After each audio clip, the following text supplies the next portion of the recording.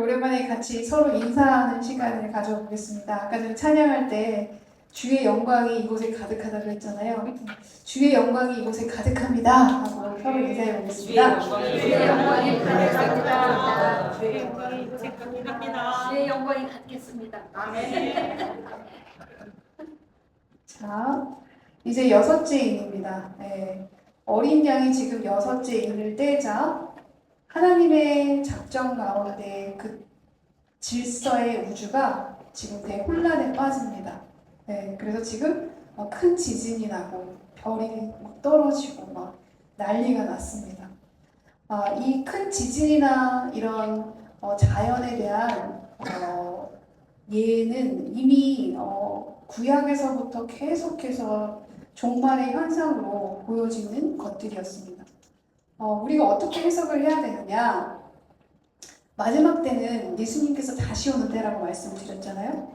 그러면 마지막 때에 이런 일들이 일어날 것을 지금 우리에게 보여주셨는데 우리는 이거를 그냥 문자적으로 그 마지막 때는 이런 일이 일어날 수 있겠구나 라고 생각하는 거고, 근데 우리는 이걸 깊게 들어가면 해석이 잘못될 수 있으니까 종말의 때에 살고 있는, 예수님 이후부터는 계속해서 종말의 때라고 했잖아요. 마지막 때까지. 그럼 종말의 그 때에 살고 있는 우리가 이걸 어떻게 해석해야 되느냐?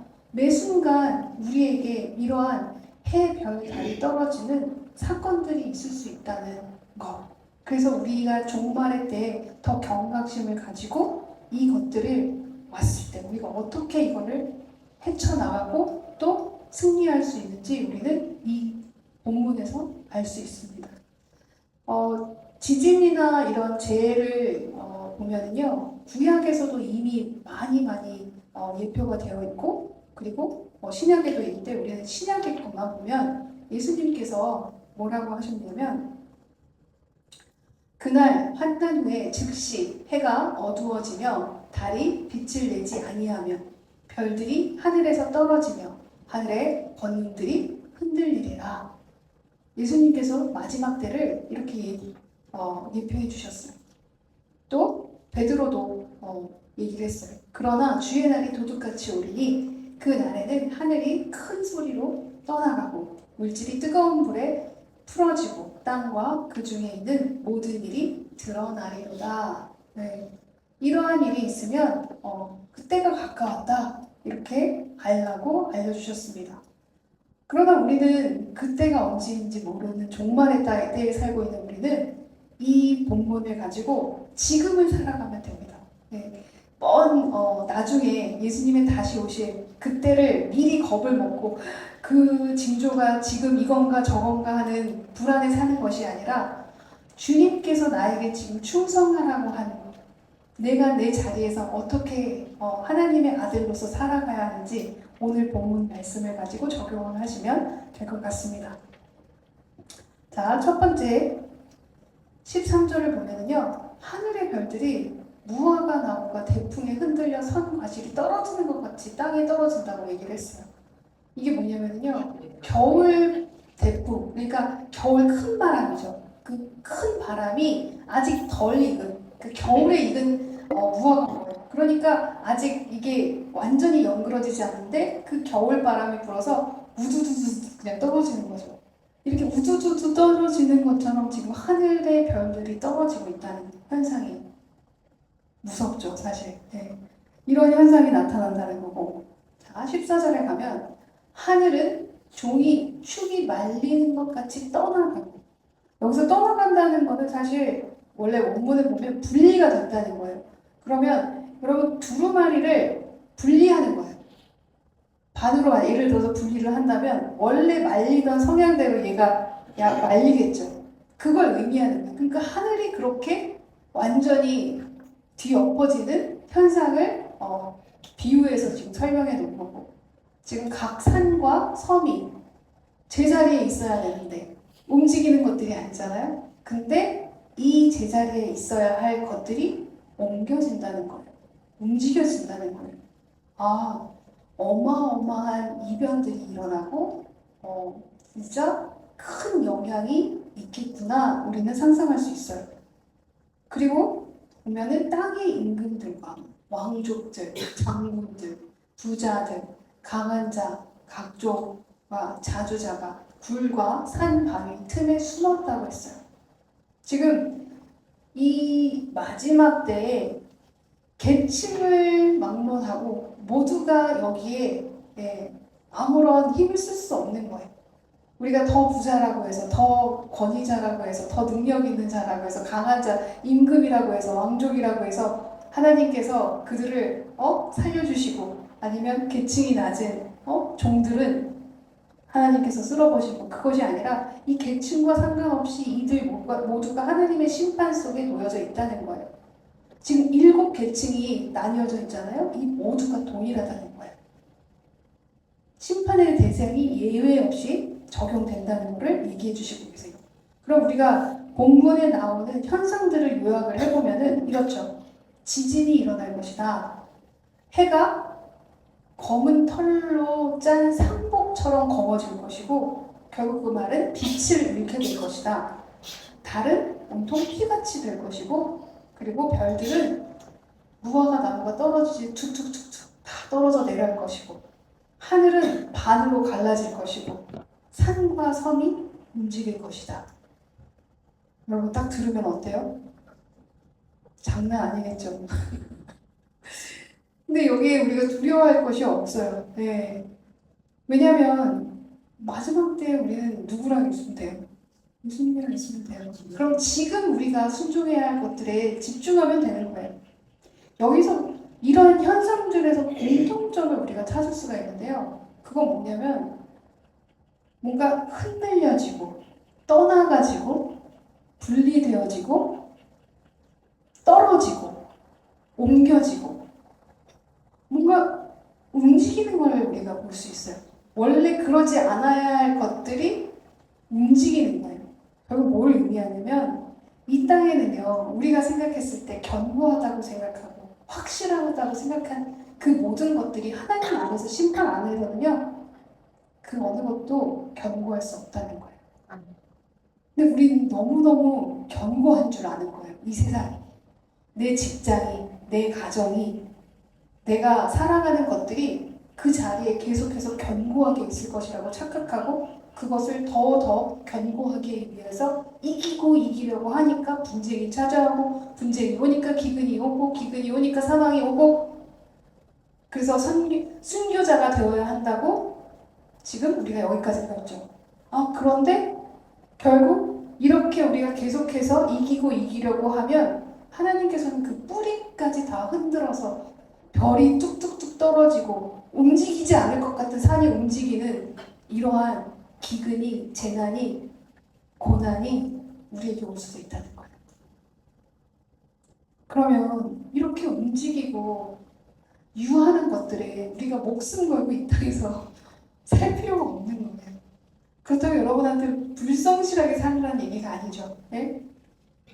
영원한 것을 위해서 거기에 목숨을 걸고 이 땅에서 충성을 해야 되는 거거든요. 그럼 도대체 영원한 것은 무엇일까? 계시록 21장에 보면은요, 하나님께서 새로운 것으로 다 채워주신대요. 또 내가 새 하늘과 새 땅을 보니 처음 게 없어졌어요. 처음 하늘과 처음 땅이 없어졌고 바다도 다시 있지 않더라. 또 내가 보면 거룩한 성, 새 예루살렘이 하나님께로부터 하늘에서 내려오니 그 예비한 것이 신부가 남편을 위하여 단장한 것 같더라. 내가 들으니 보좌에서 큰 음성이 나서 가로되 보라 하나님의 장막이 사람들과 함께 있음에 하나님이 저희와 함께 거하시리니 저희는 하나님의 백성이 되고 하나님은 친히 저희와 함께 계셔서. 네. 이 영원한 것은 우리가 이제 기다리고 기다렸던 새 예루살렘, 하나님께서 우리의 아버지가 되시고 우리는 영원한 아버지의 아들이 되는 그 하늘나라가 무한한, 끊임없이 영원히 되는 그 무한한 것에 우리가 목숨을 걸고 그곳을 향해 가야 한다는 거예요. 이 땅의 것들은 그 어느 것도 여러분 안정적인 게 없어요. 왜 보험을 들어요? 보험 드는 이유가 뭐예요? 안정적이지 않아서잖아요. 그죠? 보험을 이제 어디다 들어야 될까요? 하늘에 들으셔야지. 네. 하늘에 여러분이 정말 마음을 가지시기를 소망합니다. 네. 예를 들면 이거죠. 천국은 마치 밭에 감추인 보화와 같으니 사람이 이를 발견한 후 숨겨두고 기뻐하며 돌아가서 자기의 소유를 탐하라. 그 밭을 사느니라. 네, 지금 보화가 묻힌 밭을 샀어요. 그러면 이 사람이 보화를 산 거예요? 밭을 산 거예요? 아니요, 밭을 샀죠. 사긴 샀는데 보아를 보고. 네네네. 그렇지만 산 건 네. 보화가 아니죠. 그죠? 밭을 샀어요. 여기에 여러분이 키가 있어요. 자, 보세요. 우리가 하늘을 보고 살아요. 정말 하늘에 우리 무한한 그 하나님과 영원히 함께할 그 하늘만 보고 살아요. 그러나 그 하늘을 어디서 실현시켜야 되냐면 그 천국을 여기서 실현시켜야 되는 거예요. 그 실현시키는 방법이 이 밭을 사는 거라는 거예요. 밭이 쓸모가 없는 밭이에요. 이 밭이. 내가 보기에 별게 없어요. 근데 뭘 본 거예요? 하나님의 가치가 거기 안에 있는 걸 본 거예요. 이 밭은 쓸모가 없는데 그 안에 있는 보석 때문에, 보화 때문에 내가 이걸 사게 되는 거예요. 그럼 이 밭이 뭐예요? 여러분? 이 땅이에요. 이 땅에 있는 것들. 결국 내가 이 땅에서 살아가는 이 삶을 하나님의 방법으로 살아가기 시작하셔야 된다는 거예요. 만약에 하늘만 보고 주님 사랑합니다요. 그리고 이 땅의 거는 전혀 신경하지. 나는 주님만 살아가면 되지. 누가 나 힘들어요. 함께 뭐 해주세요. 부탁을 하고 영원히 죽어가고 있어도 나는 하나님한테 가야 돼. 오늘 예배야. 미안해.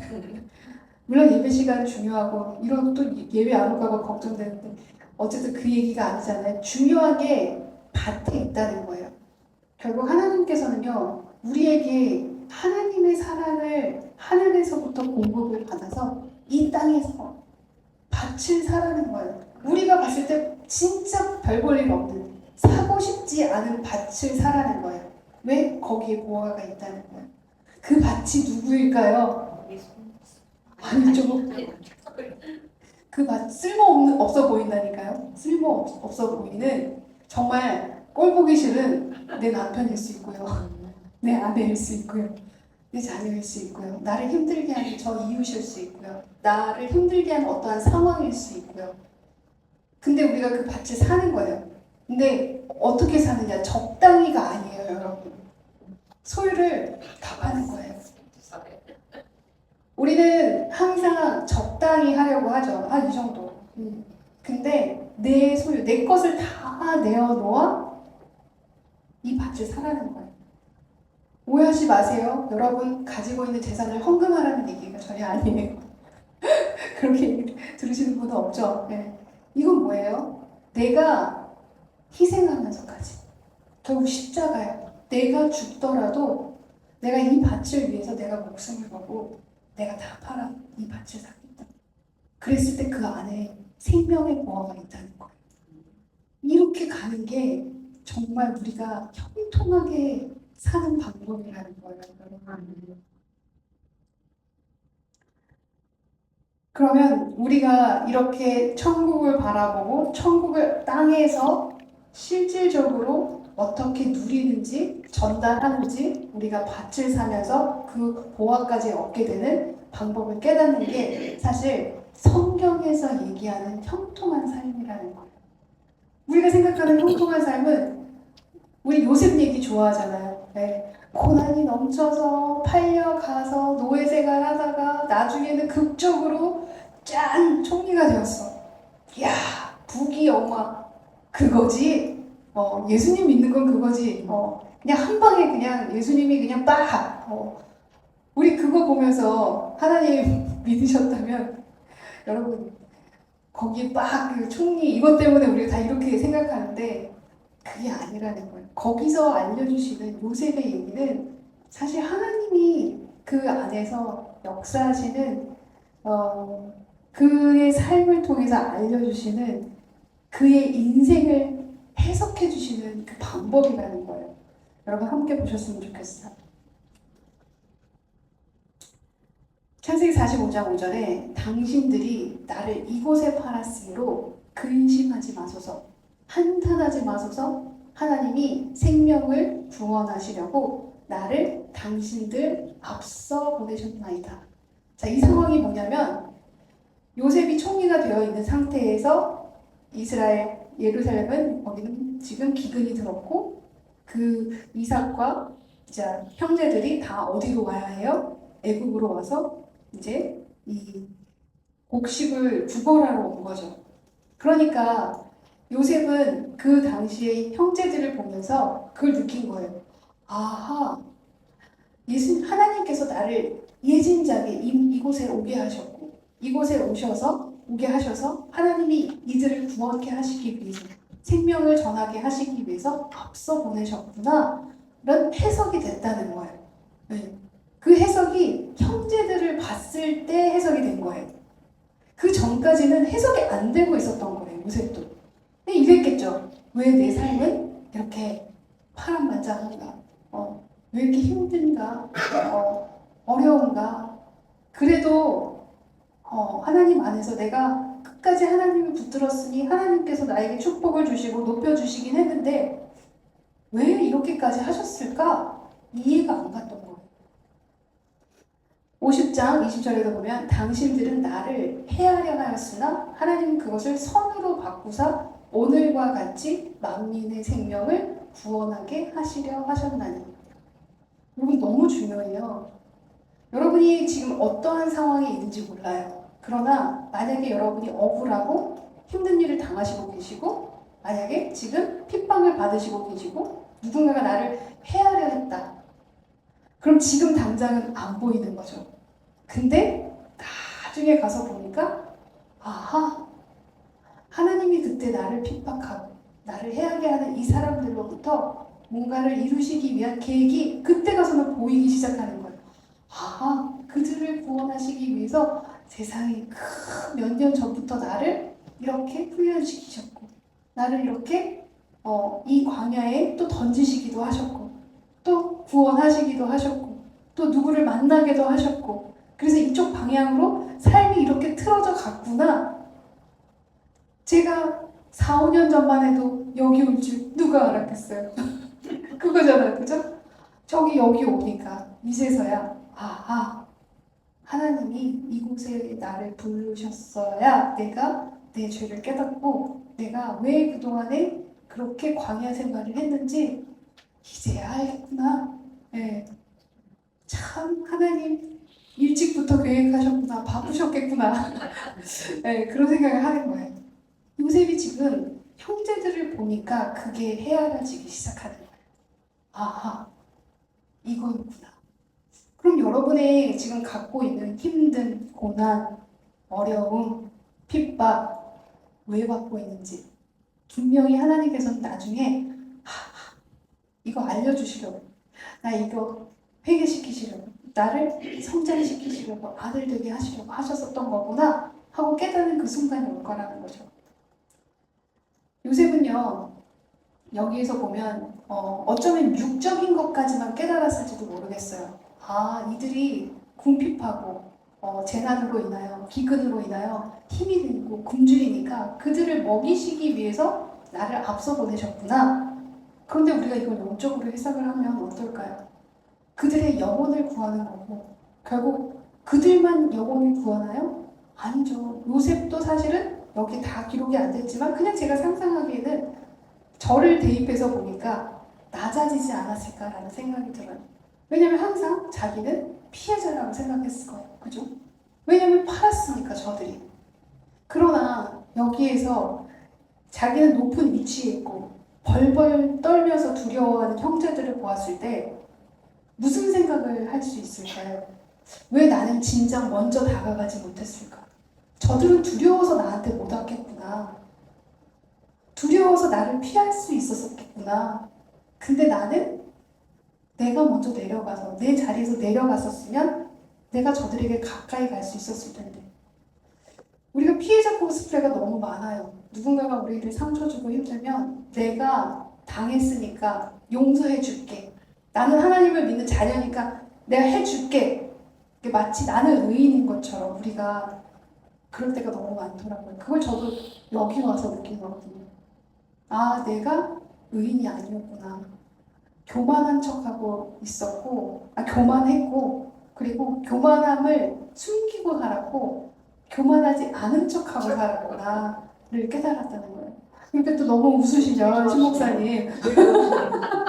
네, 네, 맞아요. 사실 그래요. 그래서 너무너무 많이 깨달아서 제가 매번 이 얘기를 하는 게 여러분도 상황 속에서 여러분이 나는 교만하지 않은 것 같은데 하실 수 있는데요. 예, 저도 그랬거든요. 근데 정말 교만했던 저를 발견하게 되더라고요. 결국 요셉도 이 순간에 낮아지지 않았을까라는 생각이 들어요. 아, 내가 낮아지지 못해서 그들이 나에게 가까이 올 수 없었구나. 여러분이 그들의 수준으로 내려가셔서 그들의 상황을 본다면 믿음이 연약한 자는 그것밖에 할 수 없었기 때문에 그것만 한 거예요. 그럼 믿지 않은 자녀들은 더 그렇겠죠. 믿지 못하니까 하나님이 그들에게 은혜가 없으니까 그 악이 나올 수밖에 없었겠구나. 우리도 동일하죠. 은혜가 있었으니까 이 정도 하고 사는 거지. 은혜 없었으면 우리가 어떻게 그거를 할 수 있겠어요. 네. 이 낮아짐이 필요하다는 겁니다. 마지막에 보면 이제 제일 마지막 16절 밑에 끝에 보시면 누가 능히 서리요 이렇게 얘기를 하세요. 그러니까 이러한 재난 속에서 이러한 진노 속에서 이러한 이 난리 속에서 누가 도대체 제대로 설 수 있겠어. 너무너무 큰 아픔이고 고난이고 재난인데 이거 어떻게 해야 해? 그럼 우리는 이 해, 달, 별이 떨어지는 고난 속에서 진노 속에서 어떻게 도대체 능히 설 수 있을까?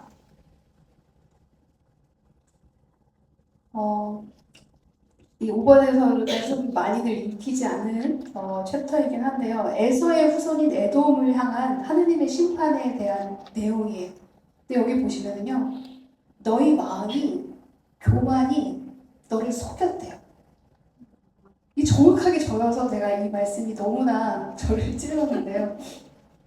신봉사님 계속 그렇게 웃으시면 네. 너의 마음의 교만이 너를 속였도다. 바위 틈에 거주하며 높은 곳에 사는 자여. 내가 마음에 이르기를 누가 능히 나를 땅에 끌어내리겠느냐 하니 이게 뭐냐면요. 에돔의 이 수도가 높은 산에 위치하여 있는 거예요. 그래서 요새 같은 거예요. 아무도 공격을 할 수 없을 정도로 진짜 끝내주는 요새인 거예요. 그러니까 교만할 수밖에 없는 거예요. 나의 요새가 너무 강한 거예요. 내가 철저하게 하나님 안에 정직하게 살아가려고 내 노력으로 하는 사람들일수록 이게 더 커요. 오히려 죄가 많은 사람은 낮아질 수밖에 없어. 자연스럽게 낮아지는데 교회도 잘하고 뭐든지 섬김도 잘하고 하는 사람일수록 이 요새가 높아요. 침범할 수 없을 정도의 높은 요새가 있어서 내 자신조차 모르는 교만이 나를 속이고 있는 거예요. 그러니까 내가 일부러 교만하고 교만 안 한 저 헷갈리는데 일부러 교만 안 하고 겸손한 척하는 게 아니라 나도 모르게 내 교만이 있는 줄도 모르고 나는 겸손하다고 착각을 하고 사는 거예요. 왜냐하면 너무 요새가 튼튼하게 지어져 있어서 하나님 안에서 거룩함 안에서 매일 교회 생활만 하면 이렇게 돼요. 저도 이렇게 살았었으니까 내가 잘못한 게 뭐가 있어? 내가 뭘 그렇게 잘못해서 생각해보면 나는 항상 피해자인데 이렇게 생각할 수밖에 없는 상황이었는데 여기 와 보니까 내 마음의 교만이 나를 속이고 있었던 거예요. 착각하고 있었던 거죠. 나도 속이고 있었고 저들도 속이고 있었고. 근데 하나님께서 뭐라고 하냐면 이 교만이 무너져야 한다는 거예요. 바위 틈에 거주하며 높은 곳에 사는 자여 내가 마음에 이르기를 누가 능히 나를 땅에 끌어내리겠느냐. 누가 그 교만을 끌어내리겠느냐 이렇게 얘기하시는 거예요. 내가 독수리처럼 높이 오르며 별 사이에 깃들지라도 내가 거기에서 너를 끌어내리리라. 여호와의 말씀입니다. 결국 그 교만에서 낮아지게 하시겠다는 거예요. 네. 어떻게 해서? 해, 별, 달들이 무두두두 떨어지면서 재난이 막 와서 막 하늘이 막 반쪽으로 갈라지고 막 네. 이러한 상황 속에서 우리는 떨어지게 되는 거예요. 내가 나 스스로도 인식하지 못할 만큼 나는 교만했고 이 교만 때문에 나도 속이고 저들 앞에서 의인인 척하면 내가 용서해주는 위치에서 마치 예수님의 자리에 앉아서 저들을 용서하고 헤아리고 있었구나. 근데 하나님이 원하시는 건 아니 너도 죄인이잖아. 함께 그리스도의 법을 성취해야지. 너도 죄인이고 저도 죄인, 저들도 죄인이니까 너가 낮은 자리에서 저들을 헤아리고 용서했어야지. 높은 자리가 아니라 낮은 자리에서 했었어야지. 이거를 알려주실 거라는 거예요. 이렇게 가지 않으면요, 여러분, 그 다음 말씀이 너무너무 무서워요. 혹시 도둑이 내게 이르렀으며 강도가 밤중에 내게 이르렀을지라도 만족할 만큼 훔치면 그치지 아니하겠느냐? 혹시 포도를 따는 자가 내게 이르렀을지라도 그것을 얼마쯤 남기지 않겠느냐? 이게 무슨 말이냐면요, 도둑이 와서요 밤중에 도둑질을 했는데 자기가 충분하게 훔치면 어느 정도 남긴대요. 그리고 포도도 따가는데 다 따는 게 아니라 어느 정도는 남긴대요. 근데 하나도 안 남았대요. 이게 무슨 말이냐면 내려가게 하나님이 그 위에서 끌고 내려오게 교만해서 겸손함으로 끌려오지 않으면 깡그리 망한다는 거예요. 내가 어찌 그렇게 망했느냐? 어떻게 이렇게 하나도 안 남고 완벽하게 망했느냐? 이 얘기인 거예요. 하나님이 왜 이렇게까지 하실까요? 왜 이렇게까지 우리를 안 망하면 안 놔두겠다는 식으로 결국은 끝까지 망하게 하신다라는 말씀을 위협적으로 들리게 이렇게 하실까요? 이게 진짜 그렇게 하시려고 그러시는 걸까요? 아니죠. 너무너무 사랑해서 오히려 너희가 빨리 회복하기를 바래서 결국 주님은요 우리가 진짜 아들이기 때문에 그래요. 진짜 친자식이기 때문에 델코네가 아니에요. 네, 그래서 그래요. 저희 함께 보겠습니다. 또 아들들에게 권하는 것 같이 너희에게 권면하신 말씀을 잊었도다. 일러스되 내 아들아 주의 징계하심을 경히 여기지 말며 그에게 꾸지람을 받을 때 낙심하지 말라. 그러니까 해, 별, 달이 떨어지는 재난이 왔을 때 여러분이 왜 이렇게까지 이런 생각 드시거든요. 사실 안 들으셨다면 진짜 곱게 사셨네요. 근데 이 생각이 인생을 살다 보면 들거든요. 아니 왜 이렇게까지 멈추셔도 될 것 같은데 이건 너무 이렇게 생각이 드는데 여기서 낙심하지 말래요. 주께서 오히려 너희를 사랑하시기 때문이에요. 사랑하시는 자를 징계하시고 그의 받으시는 아들마다 채찍질 하시니라. 너희가 참음은 징계를 받기 위함이라. 하나님이 아들과 같이 너희를 대우하시나니. 지금 하나님이 우리를 대우하심이 예수님을 대우하심과 똑같은 거예요. 우리 진짜 아들로 대우하시는 거예요. 진짜 아들로 대우하시니까 온전함을 요구하신다는 거예요. 그래서 완전하게 내려오시게 끌어당기신다는 거예요. 징계는 다 받는 것이거늘 너희에게 없으면 오히려 이상하다는 거예요. 여러분에게 고난이 없으면 이상하게 생각하셔야 돼요. 오히려 나 어디서 주워왔나? 이렇게 생각하셔야 된다는 거예요. 왜요? 사생자요? 참 아들이 아니기 때문입니다. 만약에 여러분에게 징계가 있고 해달벌이 떨어지는 고난이 있다면 어떻게 생각하시면 돼요? 나를 너무 사랑하시는구나. 나 친아들이구나. 진짜 아들이 맞았어. 이렇게 생각하시면 되는 거예요. 오늘 6번째 인에서도 우리가 볼 수 있듯이 이 땅의 것들은 다 유한한 것들이고 그 어느 것 하다 우리가 믿을 것이 못 된다는 거예요. 심지어 우리가 사랑하는 남편, 아내, 자녀 믿을 대상이 아니에요. 섬길 대상이에요. 하나님 안에서 그들에게 하나님의 아들의 모습으로 우리는 계속 섬기는 거예요. 서로가 그렇게 섬기는 사랑을 베푸는 거예요. 이게 우리의 크리스천이 얘기하는, 기독교가 얘기하는 사랑이에요. 뭐 그 의리, 뭐 세상에서 얘기하는 끈끈한 가정, 막 이런 그런 다 유한해요. 네. 모든 것 가족이어도 진짜 하나님이 우리를 사랑하는 그런 사랑은 없어요. 우리가 가족에서 사랑을 하는 것도요, 하나님의 사랑처럼 여러분을 흘려보내셨으면 좋겠어요.